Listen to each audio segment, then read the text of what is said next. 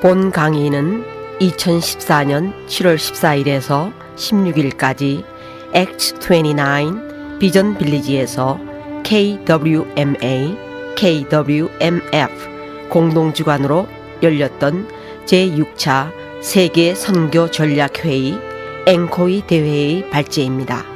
본 강의의 발제자는 김연수 선교사이고 발제의 주제는 자신학화와 자선교학화 이슈와 필요성입니다. 본 방송은 CGN TV의 협력으로 G맨 선교 전문 방송에서 전 세계에 나가 있는 선교사님들과 선교에 관심이 있는 성도들을 위한 방송으로 특별 제작되었습니다. 선교에 많은 도전이 있으시기를 바랍니다.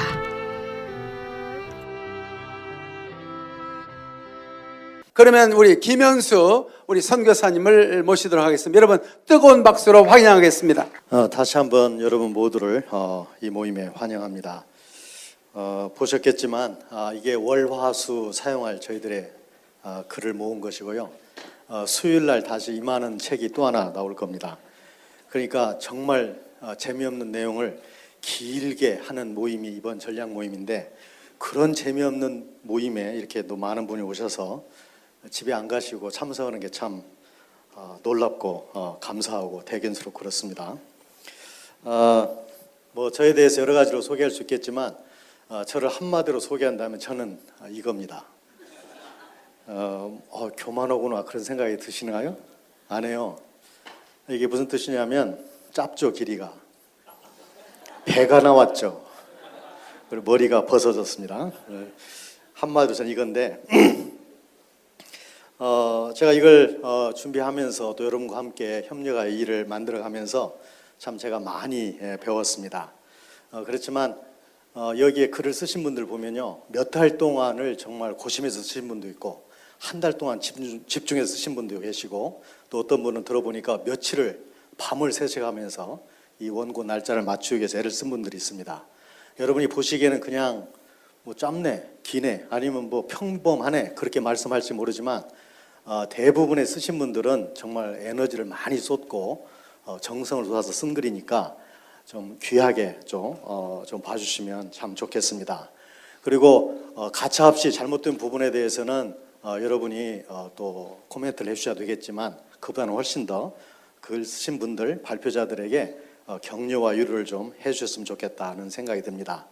여러분이 등록하시면서 아마 이 QR코드 이걸 받으셨을 텐데, 이번에 저희들이 컴퓨터 선교회 장원근 선교사님의 도움을 받아서 여러 가지 방향으로 여러분에게 글을 제공하고 자료를 제공하고 코멘트를 할 수 있도록 했습니다. 그래서 이 QR코드만 바로 여러분이 갖고 있는 스캐너를 가지고 스마트폰일 경우에 스캔을 하시면 바로 엔코이, 알코이를 들어가서 글들을 확인할 수 있습니다.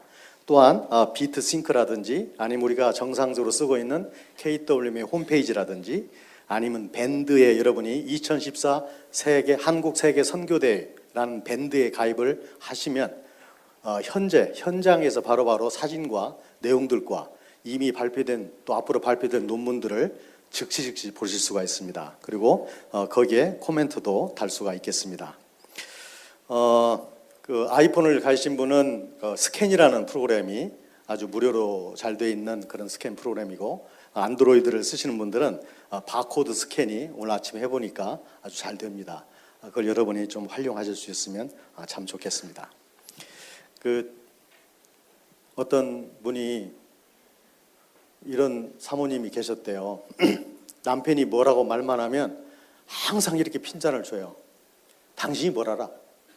그러니까 계속 기를 죽이는 거죠. 남편이 무슨 말 하려고 그러면 아내가 당신이 뭘 알아? 계속 그러는 아내가 계셨대요. 그런데 어느 날 병원으로부터 전화를 받았어요. 지금 당신 남편이 위독하다고, 교통사고로. 그래가지고 이 사모님이 별 생각을 다 하면서 택시를 타고 병원으로 달려갔어요. 내가 그동안 너무 남편에게 심한 건 아닌가?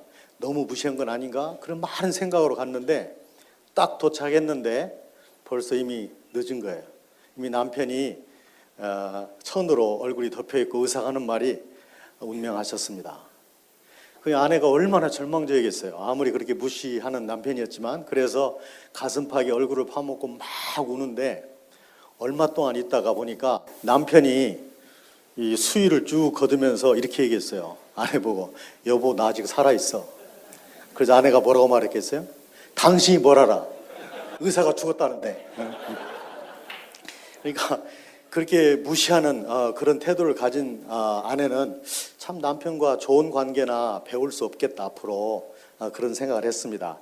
혹시 여러분이 이걸 보시면서도 자신학과에 대해서 혹시 마음이 불편하시거나 상황화 신학에 대해서 아직도 불편한 분이 마음이 있다면, 당신들이 뭘 알아? 그런 말 하기보다는 이번에 한번 알아봐야 되겠다. 도대체 왜 저걸 저렇게 열을 올리는지 한번 살펴봐야 되겠다. 그런 마음을 가지고 한번 임해 주셨으면 참 좋겠습니다.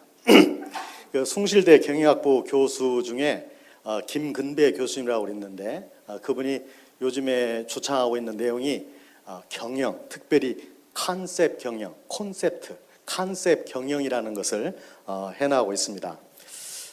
그분의 그 이야기를 보면 거기에 공자 얘기가 나오는데, 공자가 그 제자에 이렇게 물었다고 그러죠. 증자에게, 야, 내가 많이 알아서 많이 아는 사람이라고 생각하느냐? 그러니까 증자가 이렇게 말했대요. 아니 그러면 그런 거 아닙니까? 그러자 공자가 이렇게 얘기했답니다. 나는 많이 아는 것이 아니고, 모든 걸 아는 게 아니고, 모든 것을 일이관지한다. 그런 말을 썼다고 그래요. 그러니까 하나로서 전체를 뚫는 하나의 컨셉을 가지고 나는 이 세상과 사람들의 모든 걸 보는 사람이지 많은 지식을 단지 갖고 있는 사람이 아니다. 그런 말을 했다고 그러는데, 어쩌면 거기에 나오는 컨셉, 그 다음에 제가 얼마 전에 읽었던 책 중에 스탠리 하우어버스라는 사람이 이런 책을 썼습니다. 그 사람의 초기 책인데 Vision and Virtue라는 책이 있습니다. 비전과 미덕이라는 책이 있습니다. 우리나라 말로 아직 번역이 안 된 걸로 알고 있는데, 그분의 책이 요즘에 많이 우리나라에 번역이 됐습니다.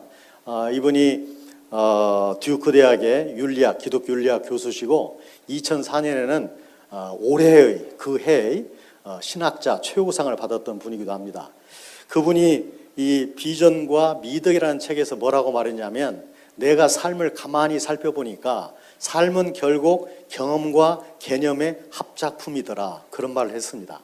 그러니까 우리는 사실 많은 사건과 경험을 겪게 되죠. 그런데 그 사건과 경험을 해석하고 그것에 따라서 교훈을 얻고 그것에 따라서 뭘 결단을 내리는 것은 그 사람이 갖고 있는 개념에 의해서 결정되어 버린다는 것이죠.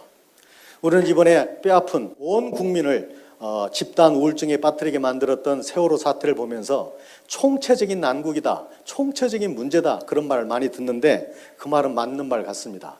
한국 교계에도 선교계에도, 사실 한국의 모든 경제계에도, 아니 한국민 전체에게 사실은 올바른 컨셉이 잘못되어 있는 건 아닌가.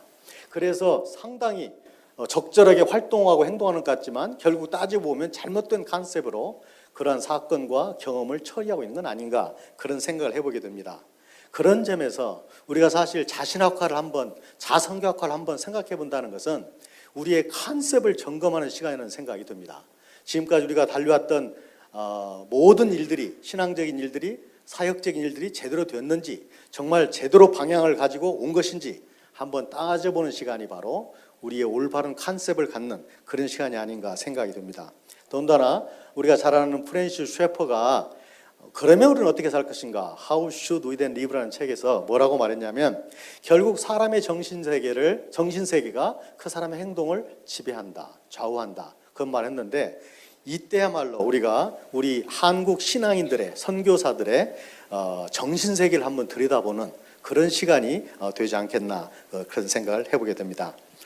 제가 어제 본 책인데요. 어제 그 하워드 가드너, 하버드 대학 심리학 교수죠. 이 하워드 가드너가 이런 책을 썼습니다. Changing Mind라는 책을 썼는데, 거기에 보면 이 사람의 마음을 구성하는 실체를 4가지로 해석을 했어요. 첫 번째가 개념, 두 번째가 이야기, 세 번째가 이론, 네 번째가 기술, 이 4가지를 설명했는데, 거기서 결국 마음의 근본이 뭐냐? 결국 그 사람이 갖고 있는 컨셉이라는 것이에요. 개념이라는 이 사람도. 그래서 결국 컨셉을 이야기로 바꿔주지 않으면, 올바른 이론으로 컨셉을 바꿔주지 않으면 올바른 실행, 올바른 기술은 나올 수가 없다. 그런 말을 하고 있는 걸 보았습니다.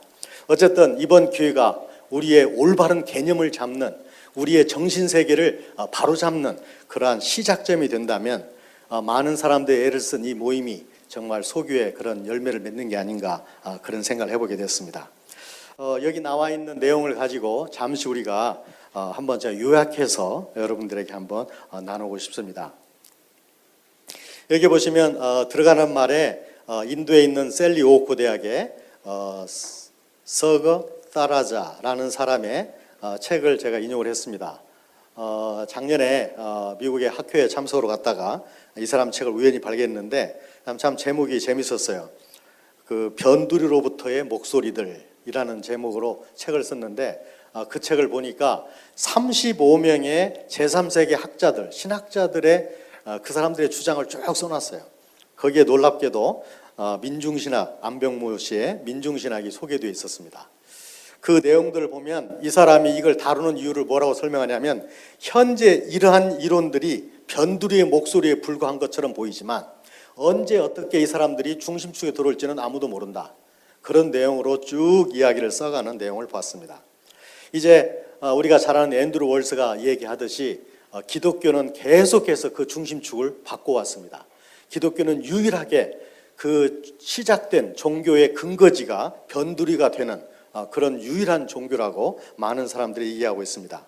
우리가 잘 알고 있는 것처럼 19세기 후반에 루퍼스 앤더슨이라든지 아니면 헨리 벤, 이 사람들을 통해서 세 가지 원칙이 한국 선교계는 말할 것도 없고 그 전 기독교 선교계에 중요한 영향과 공헌을 했던 것을 우리가 볼 수 있습니다.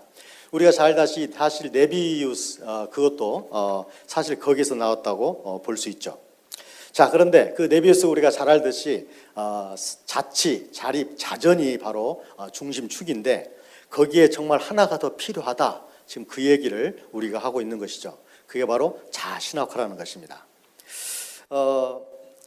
이 자신학화의 필요성과 전제에 대해서는 여러분이 혹시 시간이 나시면 한번 이걸 읽어보셨으면 좋겠고, 그 다음에 언제든지 스마트폰에서나 인터넷을 통해서 여러분이 여러 글들을 볼 수 있기 때문에 이런 내용을 제가 자세히 언급하지는 않겠습니다.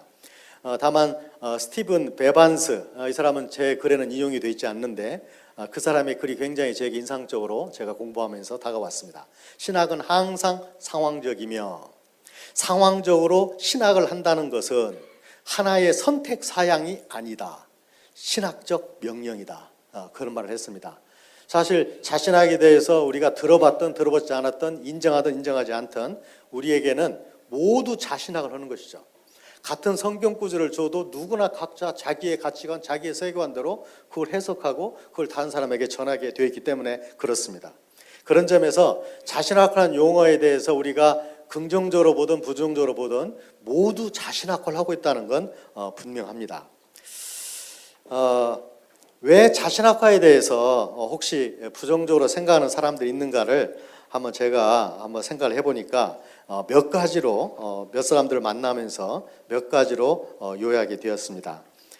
자신학에 대해서 부정적인 생각을 갖는 첫 번째 이유는 자신학을 또는 상황화 신학을 먼저 시작한 사람들이 자유주의 진영 사람들이기 때문에 이걸 주장을 하면 사람들은 이런 의구심이 생기는 것이죠. 자유주의 신학하는 거 아니야? 그런 생각이 드는 것이죠. 아마 그런 것 때문에 좀 부정적인 생각이 있는 게 아닌가 생각이 들고, 두 번째로는 한국 신학, 한국 자신학 얘기하면 우리가 지금까지 받아왔던 좋은 서구 신학의 모든 부분들까지도 다 부정해버리고 그걸 버리자는 내용은 아닌가? 라는 우려가 있어서 그런 건 아닌가 생각이 듭니다. 서구 신학이 우리와 다른 점이 있다고 해서 서구 신학이 틀린 것도 아니죠. 서구 신학은 서구 사람에게 잘 맞는 신학이었죠. 거의 2000년 동안 많은 사람에게 좋은 영향을 줬던 신학이죠. 다만 동양 신학과 한국 신학에 안 맞는 부분이 있다는 것뿐입니다. 그런 부분들에 대해서 우리 한국 문화와 한국 세계관과 한국 사람들의 가치관에 맞게 조정이 필요하다는 것을 얘기하는 것이지 서구 신학을 버리자는 건 아닙니다. 세 번째로 자신학하면 좀 거부 반응이 일어나는 사람 중에 이런 분들이 있어요. 어떤 분들이냐면 이제 한국 신학? 이제는 우리도 컸다 이거냐? 이제는 한국 신학을 주창할 때가 됐다는 것이냐? 그렇게 생각하는 분이 있어요. 그렇지 않습니다.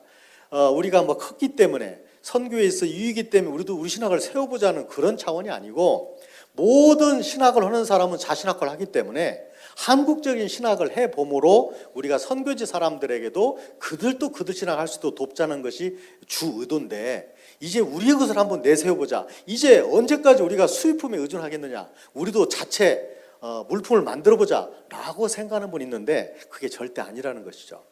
그 다음에 마지막으로 이 한국 신학을 정립하는 데 있어서 인신론적 전제를 우리가 생각할 수밖에 없습니다. 우리가 보통 인식론을 여러 가지 나눌 수 있지만 크게 두 가지로 나눈다면 순수 인식론과 하나는 비판적 인식론 두 가지로 나눌 수가 있는데 크게 이 순수 인식론은 이런 거죠. 내가 인식한 것이 바른 것이고 옳은 것이고 거의 전부라고 생각하는 개념입니다. 그러니까 내가 공부한 신학이 내가 공부한 선교학이 가장 올바르고 옳다는 것이에요. 왜냐하면 그게 성경을 가장 잘 반영한 것이기 때문에 많은 보수주의 학자들이 신학을 그렇게 생각하기 때문에 전혀 다른 사람과 이야기하려고 하지 않죠. 왜냐하면 자기가 갖고 있는 신학이 옳다고 판단하기 때문에 틀린 건 아니겠죠. 그러나 옳은 것만은 아니죠. 왜냐하면 결국 그 신학도 그 사람도 그 사람이 주장하는 내용도 모두 한계가 있기 때문에 그렇습니다. 마치 우리가 진리를 알 수 있지만 진리를 완벽하게 아는 것이 아니고 부분적으로 알기 때문에 그날이 되면 우리가 완벽한 주님의 모습과 복음의 모습을 갖는 것처럼 우리는 그런 점에서 비판적인 인식론을 가져야 된다는 것입니다. 누구의 인식도 누구의 신학도 누구의 이론도 틀릴 수 있다. 그렇다면 내 신학도 내 이론도 틀릴 수 있다. 그러니까 다른 사람의 이론과 신학에 대해서 다른 사람의 특별한 상황에서 만든 신학에 대해서 귀를 기울이는 것은 당연히 겸손하고 올바른 자세라는 것입니다. 그런 점에서 우리가 가져야 할 인식론은 비판적 인식론을 가져야 된다는 것입니다. 이건 마치 모든 상황화가 옳다라고 말해버리면 상황화가 이상한 대로 가는 것처럼 비판적인 상황화가 필요한 것처럼 이 부분에 대해서도 우리가 좀 생각할 부분이라고 생각합니다. 이제 여기 보시면 제가 뭘 설명했냐면 자신학과의 필요성의 전제를 몇 가지로 설명을 했습니다. 첫 번째로는 우리는 성경의 진실성을 굳게 믿고 있지만 우리가 갖고 있는 신학은 우리가 진리라고 믿고 있는 성경은 물론이고 그 말씀이 주어진 특정한 문화에도 그 뿌리를 내리고 있다. 우리가 복음의 절대 진리를 그냥 갑자기 우리 머릿속에 하나님이 넣어주신 게 아니고 신약의 경우에 1세기의 중동 사람들의 그들의 언어와 문화 속에 주어졌던 것처럼 사실 우리가 갖고 있는 모든 복음의 진리라는 것도 결국 언어와 그 다음에 문화를 통해서 들어오기 때문에 결국 우리의 갖고 있는 이론에는 그런 문화적인 요소, 언어적인 요소가 들어갈 수밖에 없다는 것이죠. 이 두 번째로는 첫 번째 원리와 연관되어 있는데 말씀드린 언어 문제입니다. 결국 우리가 무언가를 표현하고 이론을 정립할 때는 우리의 언어를 사용할 수밖에 없는데 그 언어가 사실은 문화적인, 언어적인 나름대로의 편견을 가지고 있는 언어라는 것입니다. 이 세상에 완벽한 언어가 없기 때문에 그렇죠. 그런 점에서 우리가 자신학과에 대해서 생각할 수밖에 없다는 것입니다. 그 다음에 세 번째로는 다른 모든 문화권, 언어권에 살고 있는 사람들은 다른 가치관과 세계관을 가지고 있으며 그런 가치관과 세계관은 성경 해석과 신학화에 영향을 줄 수밖에 없다는 것이에요. 문화가 다를 뿐만 아니라 그 문화 안에 있는 그 사람의 핵심적인 가치관, 핵심적인 세계관이 문화마다 언어권마다 다를 수밖에 없기 때문에 모든 사람은 사실은 다른 전제를 가지고 절대 진리에 접근한다는 것입니다. 그런 점에서 자신학과는 피할 수 없는 것이고 결국 자신학과에 대해서 생각을 깊이 해야 된다는 것이죠. 네 번째로는 모든 문화권에서의 자신학과는 일종의 상황신학이라고 볼 수 있는데 그러한 신학이 제대로 세워지려면 복음과 일치해야 되는 동일시 표준과 그들의 문화에 적합해야 되는 상관성 표준 이 두 가지를 다 만족시켜야 된다는 것입니다. 그러니까 복음은 변해서는 안 되는 본질적인 요소가 있고 그럼에도 불구하고 그 복음을 이해하는 데 있어서는 그 문화와 언어에 적합하게 설명해 줘야 이해가 되니까 하나는 변질될 수 없는 그거 그러나 변질이 돼야만 이해할 수 있는 그거 이 두 가지를 다 잡지 않으면 결국에는 신학화를 할 수 없다는 것입니다. 그런 점에서 자신학화는 피할 수 없다는 것이죠. 이제 우리가 한국 자신학화의 필요성을 한번 생각해 보겠는데요.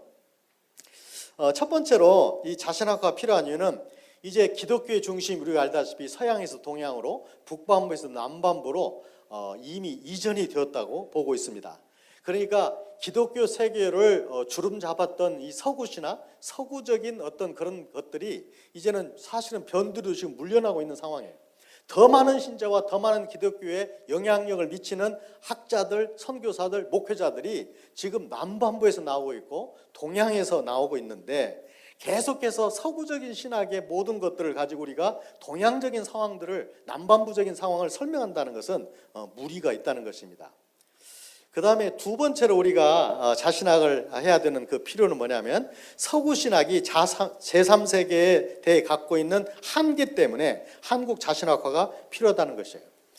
우리가 우리의 문화, 우리의 역사를 가지고 만약에 서구 사람들의 역사, 서구 사람들의 문화를 비판하고 평가를 해보려면 당연히 한계에 도착할 것입니다. 왜냐하면 그들의 지금까지 쌓아온 역사와 문화가 있는데 우리 것을 가지고 그들을 평가한다는 게 다름을 보이는 데는 도움이 될지 모르지만 평가하는 데는 부적절한 것이죠.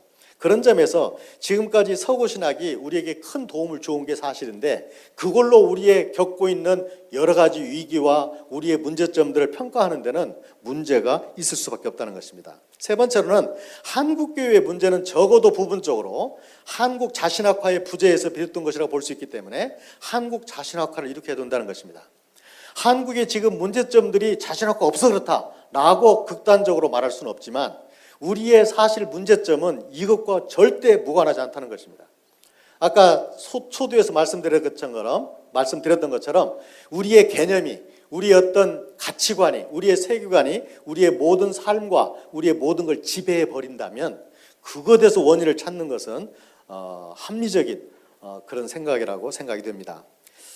그 다음에 마지막 네 번째로는 한국 교회와 한국 선교가 갖는 세계 교회와 세계 선교를 향한 위상과 역할 때문에 우리는 자신학화를 해야 된다는 것입니다.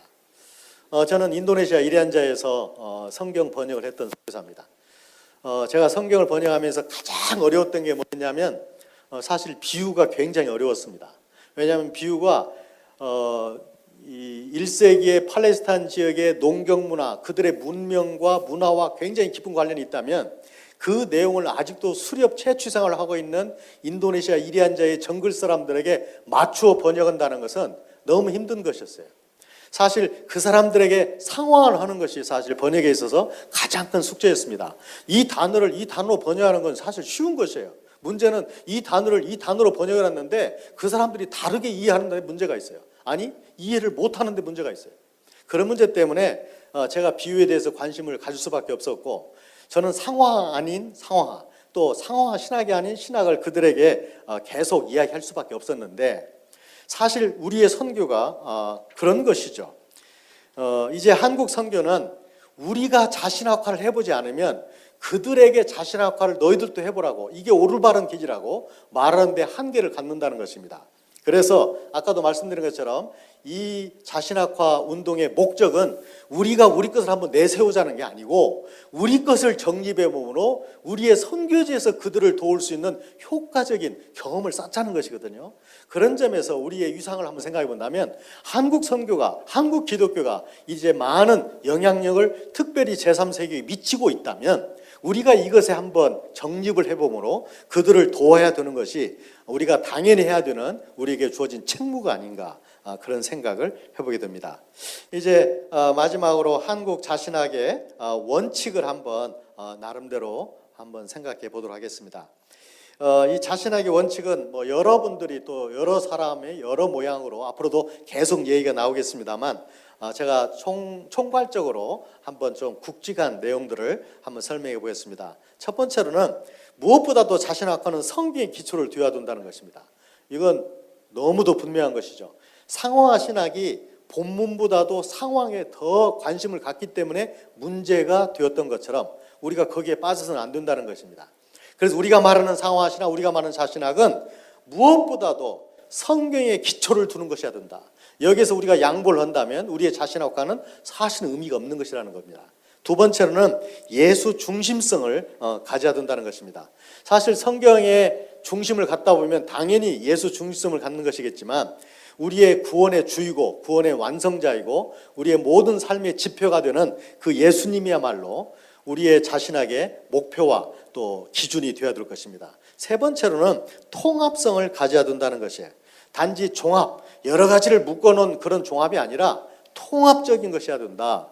그래서 사실 동양 문화가 분석적이라기보다는 통합적인데 그런 특징을 잘 살리는 것이 올바르겠다. 사실 성경이 우리에게 주장하는 신앙적인 삶의 모습도 그런 통합적인 것이기 때문에 그렇죠. 네 번째로는 아까도 잠깐 말씀을 드렸지만 우리가 상황화를 하기는 해야 되는데 비판적인 상황을 해야 된다는 것입니다. 만약에 비판적인 상황을 우리가 양보하게 되면 우리가 진리를, 본질을 훼손할 수 있기 때문에 그렇죠. 그 다음에 다섯 번째로는 글로벌 신학을 경영해야 된다. 글로벌 신학. 겨냥해야 된다. 왜냐하면 사실 우리의 신학은 본질을 가지고 따지는 것이지만 다른 나라에 도움을 주기 위해서는 글로벌화된 어떻게 보면 우리 그런 신학을 메타 신학이라고도 하죠. 이런 것들이 들어있는 내용이어야 남을 도울 수 있기 때문에 그렇습니다. 그 다음에 초두에서 우리가 나왔지만 오늘 한성웅 교사님과 조성 교사님 사이에서 위교와 번역의 신학에 우리가 관심을 가졌으면 좋겠다는 것입니다. 이건 한국적이면서 성경적이면서 제3세계의 주제이기 때문에도 그렇습니다. 그 다음 일곱 번째는 긍정적인 이야기 신학이 담아졌으면 좋겠다. 이것은 저의 주장이라기보다는 아까 스탠리 하워워스라는 사람을 인용했죠. 그 사람이 강력하게 주장하고 있는 것인데 결국 우리의 세계관과 우리의 가치관을 형성하는 것은 이야기이기 때문에 성경 이야기이기 때문에 그런 이야기에 관심을 가지고 이야기의 신학적인 내용을 담는 모습을 한번 해봤으면 좋겠다는 것입니다. 저의 이 발제는 처음에 시작하는 발제로서 굉장히 피상적이면서 전체적인 그런 특징을 가지고 있습니다. 이제 많은 사람들이 나오셔가지고 정말 중요한 내용, 실제적인 이야기를 하시게 될 겁니다. 그래서 지금 앞으로 나오실 분들에 대한 이야기를 제가 간단히 요약하고 저의 발제를 마치도록 하겠습니다. 여러분이 이 책을 보시면 아시겠지만 정말 함께 모시기에는 너무 힘든 분들이 많이 여기에 들어 있습니다. 그런 분들을 다 함께 모았다는 점에서 이번 모임의 의미는 크다고 보겠습니다. 바로 저 다음에 이어서 안성호 선교사님이 세계 자신학화의 현황과 전망을 여러분에게 소개할 것입니다. 이제 서구에 이식된 기독교가 아닌 세계 기독교학, 모든 사람에게 맞는 그런 신학과 선교학에 대해서 이야기를 하게 될 것입니다. 한국의 세계 기독교학이 어떻게 전개되어야 할지를 안성 교사님이 우리에게 보여줄 것입니다. 이제 그 다음에 또 내일 또 발표하게 될 내용은 조규삼 목사님이신데요. 이분은 영상신학연구소의 소장님으로 계십니다. 우리가 그동안 여러 모양으로 들었을 블레싱 테올로지라고 불렸던 순복음 신학, 조영기 목사님 신학에 대해서 우리가 진짜 그 본 모습이 무엇인지를 우리가 함께 보게 될 것입니다. 단지 블레싱 테올로지구나 라고 평가해서는 안 될 만한 대단한 내용들이 많이 있다는 것이죠. 그래서 하나의 자신학으로서의 한국 자신학 중에 하나로서의 영산신학, 영산은 조영기 목사님의 호로 제가 알고 있습니다. 영산신학을 고찰하게 될 것이고 이 샤머니즘과 우리 전통 종교에 나와 있는 복의 개념이 어떻게 성경적인 복의 개념과 상황화를 이루게 되었는지, 그래서 순복음교회가 그렇게 많은 폭발적인 성장을 하게 됐는지를 설명해 될 것입니다. 특별히 이 복 개념을 유비적, 구속적 유비 개념으로 설명하게 될 것입니다. 그 다음에 이제 최영근 교수님, 서울신대 교수님이 나오셔서 이제 세계화와 자신학과, 특별히 신학의 글로컬화에 대한 사고를 한번 들어보겠습니다. 글로벌라이제이션과 로컬라이제이션을 붙여가지고 글로컬 신학이 우리에게 왜 필요한지 우리가 살펴보게 될 것입니다. 그 다음에 이제 성남용 목사님, SIM 선교사 출신이시고 총신대원에서 선교학 교수를 하셨고 또 삼광교회 담임 목사님이신 성남용 목사님이 나오셔서 자신학과 자신 선교학의 본질이 뭐냐 도대체, 그 다음에 내용에는 무엇이 포함되어 하느냐, 그런 심각한 문제를 가지고 말씀을 나눌 것입니다. 우리가 특별히 기독신앙인이 기독교적으로 생각하고 살기 위해서, 그 다음에 현지 문화와 상황 속에서 복음의 꽃을 피우기 위해서, 그리고 끊임없이 우리 자신과 교회를 개혁하기 위해서 자신학과가 필요하다. 그런 내용, 본질적인 내용을 다루시게 될 겁니다. 그 다음에 부산 고신대 선교학 교수님이신 신경규 교수님이 나오셔서 이제 선교 신학에 있어서의 본문과 상황의 통전성을 다루게 될 것입니다. 특별히 에큐메니칼 선교 진영과 복음주의 선교 진영을 어떻게 그들이 선교학 이론을 발전시켜 왔는지를 요약을 하시면서 과연 두 입장을 통합할 수는 없겠는가, 그런 문제들을 가지고 심도 있게 다루실 겁니다. 이제 그 다음에는 양태철 목사님이 나오셔가지고 이분은 영국 옥스포드 선교연구소에서 지난 5월 14일 날 영문으로 이 논문을 발표하셨는데 그 논문을 요약해서 발표하실 것이고, 특별히 이분은 은혜 한인교회 선교 팀장으로 계시는데 이 은혜 한인교회가 그동안 해왔던 신학 Grace Ministry International 그것을 한국의 한 자선교학의 입장에서 그걸 한번 조명해 보도록 하겠습니다. 그 다음에 정형남 선교사님이 나오셔서 이제 정형남 선교사님은 중동 선교의 선교사시고 요르단 복음주의 신학교 교수로 사역하고 계신데 자신학 관점에서 본 기독교 시온주의 대체 신학 이슈. 원래 여러분이 알다시피 대체 신학은 시온주의적 세대주의자들이 우리 복음주의나 개혁주의나 아니면 특별히 이 언약주의를 비판한 내용이죠. 그 사람들이 우리 언약신학을 뭐라고 비판하냐면 너희들은 대체신학이다, 허수아비 신학이다, 이런 말로 얘기를 했는데 언약신학은 그런 대체신학이 아니다, 실체신학이며 성취신학이다 라는 관점에서 자신학과를 한번 또 다루게 될 것입니다. 그 다음에 이제 문도가 선교사님이 나오셔가지고 치과 의료 선교회 소속 선교사님이신데 전문인 선교사에 의한 선교학 그 내용을 한번 다루게 될 것입니다. 찰스 베넨겐 파와 그 다음에 세군도의 자신학 과정을 소개하면서 한국 전문 선교를 위한 자신학과의 모델을 제시하게 될 겁니다. 그리고 마지막으로 임종표 선교사님이 나오셔서 그동안 자신학과 자선교학을 쭉 다뤘는데 과연 우리가 이걸 정립해 간다면 이것이 한국 선교 미래에 어떤 영향을 끼치겠는가, 그럼 굉장히 심각하고 무게 있는 주제가 되겠죠. 그런 내용을 다루게 될 것입니다. 죄송한 건 임성규사님이 저에게 개정판을 보내오셨는데 편집 과정에서 불행하게도 개정판이 들어가지 못하고 구판이 여러분 인쇄물에 들어갔습니다. 대단히 죄송하고, 다만 인터넷에 들어가시면 심판을 보실 수 있습니다. 언제든지 인쇄할 수 있고, 특별히 중요한 내용이 뒤에 있는데 뒤에 있는 내용이 바로 심판에 들어있기 때문에 그걸 참고하셨으면 좋겠습니다. 한국 신학과 선교학이 어떻게 만들어질 수 있는지를 제안하시면서 현장 중심의 선교 구조, 성경 중심의 선교, 그 다음에 선교사들의 직접 전도, 이런 문제들을 심각하게 다루실 것입니다. 그러면서 세 가지 점에서 이것이 앞으로 한국 선교 미래에 좋은 영향을 줄 것이다 라는 토픽으로 다루시게 될 것입니다.